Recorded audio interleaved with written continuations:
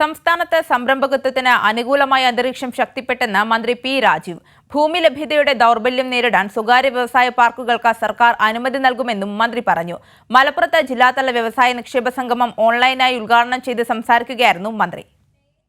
നിക്ഷേപ സൗഹൃദ അന്തരീക്ഷം മെച്ചപ്പെടുത്തുന്നതിനായി ഒട്ടനവധി പരിപാടികളാണ് സർക്കാർ നടപ്പാക്കിയത്. കെ-സ്വിഫ്റ്റ് ഏകജാലക സംവിധാനം നടപ്പാക്കിയതോടെ സംരംഭകർക്ക് അലച്ചിലൊഴിവായി.